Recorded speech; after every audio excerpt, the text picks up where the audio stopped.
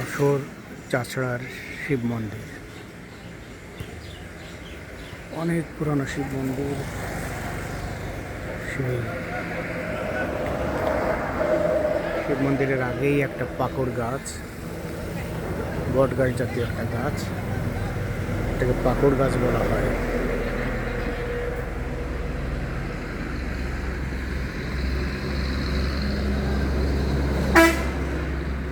মন্দিরটা এখানে শিবের প্রতীক রাখা হয়েছে, একটা আসনের মতো করা। এই যে এখানে হিস্ট্রিটা লেখা আছে এই জায়গাটায়, এপাশে ইংরাজিতে লেখা আর এপাশে বাংলায় লেখা দেখতে পাচ্ছি আমরা। চাচড়া শিব মন্দির, শিব মন্দির যশোর জেলার সদর উপজেলার চাচড়া নামক স্থানে অবস্থিত। এখানে ডেসক্রিপশনটা লেখা আছে, এটা শ্লোক লেখা আছে। এগুলো দেখলে, এগুলোর ইতিহাসটা, এটা পড়লে ইতিহাসটা জানা যাবে। ফুল গাছ,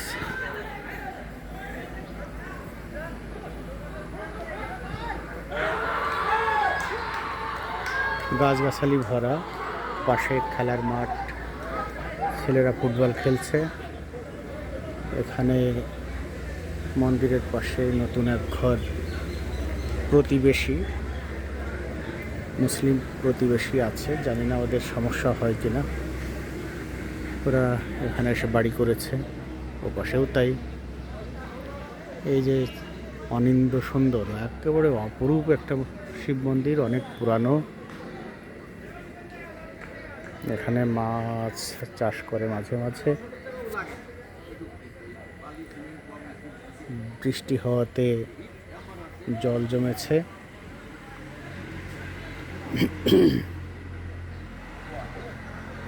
গাছ,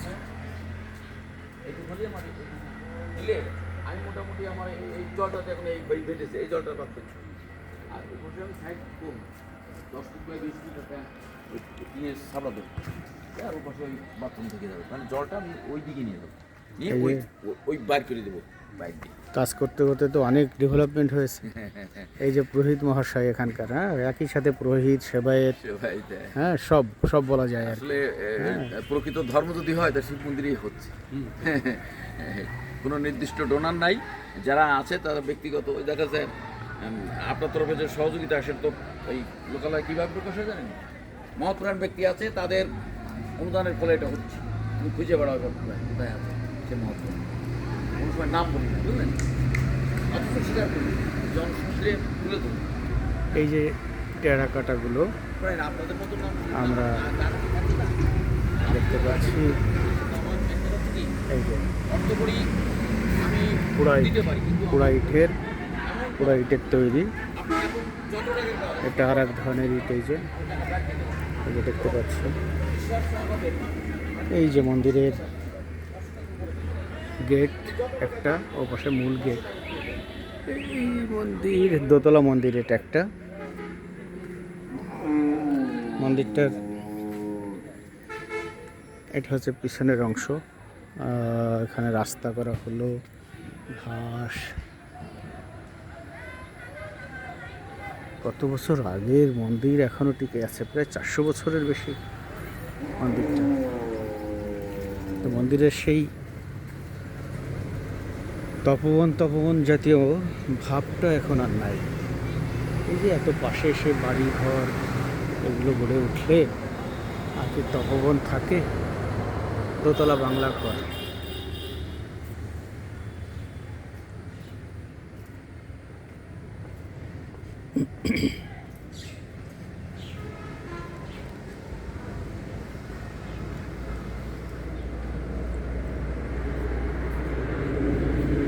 এই লোহার গেটগুলো বোধহয় আগে ছিল না, কিছু একটা না কি দিয়ে তৈরি ছিল আগে, কি জানি। ভগবান জানেন। সে টাকা দাম না, এই তো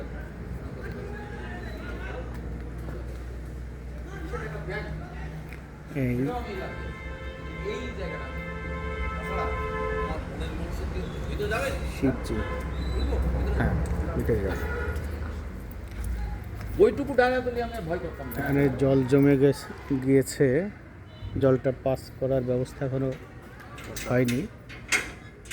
মন্দিরটা সংস্কার করেছেন এই গোপাল দাদা। সেবা আছি আমি ওনাকে ওই যে একইভাবে সেবায়েত বলি, আবার পুরোহিত বলি, উনিই সব এখানে। তার একমাত্র প্রচেষ্টায় এগুলো হয়।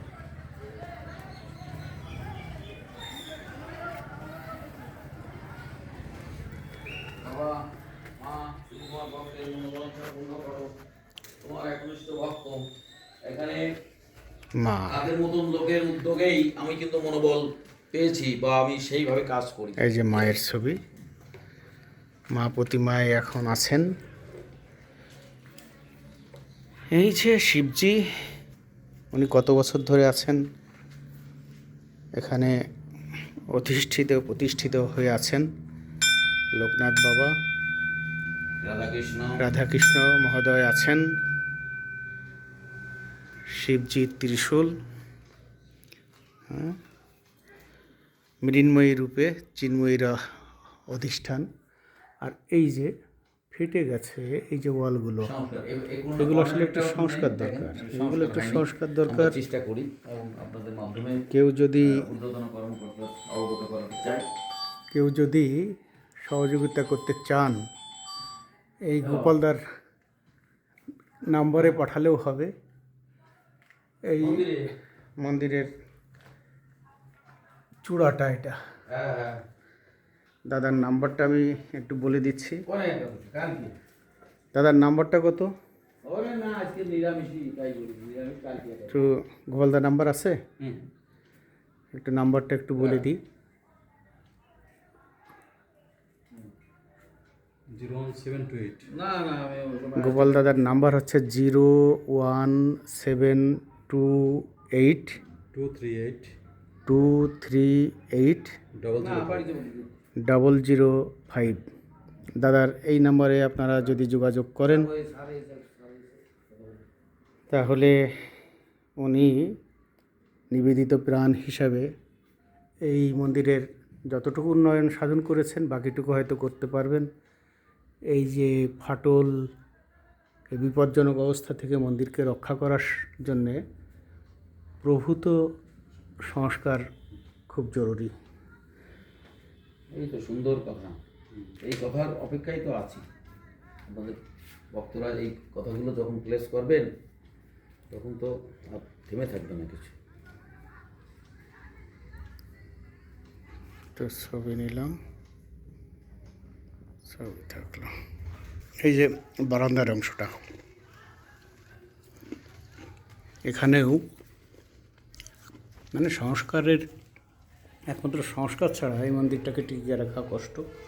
আপনাদের মাধ্যমে ঊর্ধ্বতন কর্মকর্তার দৃষ্টি আকর্ষণ করছি। ঊর্ধ্বতন কর্মকর্তা বৃন্দ অর্থাৎ আমাদের বাংলাদেশ সরকার যদি এটা একটু সুদৃষ্টি দেন তাহলে এটা জাতীয় সম্পদ, ঐতিহ্য সুন্দরভাবে টিকে থাকবে এবং দেশের কল্যাণ হবে, আমাদের দেশের গর্বও বটে। গর্ব হবে, আমরা সবাই বলতে পারবো। সেই হিসাবে আপনাদের মাধ্যমে ঊর্ধ্বতন কর্মকর্তা অর্থাৎ প্রধানমন্ত্রীর দৃষ্টি আকর্ষণ করতে চাই, তিনি দৃষ্টি দেন এটাই কামনা করি। হ্যাঁ, এই আমার নাম আপনার নাম্বারটা আরেকবার একটু বলেন। দাস সেবায়েত, চাষরা শিব মন্দির। এটা বিকাশ নাম্বারটা একটু বলে দেন। বিকাশ নাম্বার হচ্ছে 01728 238 005। ওই আমার মোবাইল নাম্বার, ওইটাই আমার বিকাশ নাম্বার। এই আর আমি যতদিন আছি আমার মনে হয় না যে আমি অন্য স্তরে চলে যাই। আমার দিয়ে যদি আপনাদের 10 জনের উপকার হয় আমি নিজের প্রাণও দিয়ে দিতে পারি, এটা আমার দৃঢ় প্রত্যয়। এটা উন্নয়ন হোক, এটা আমি চাই মনের থেকে।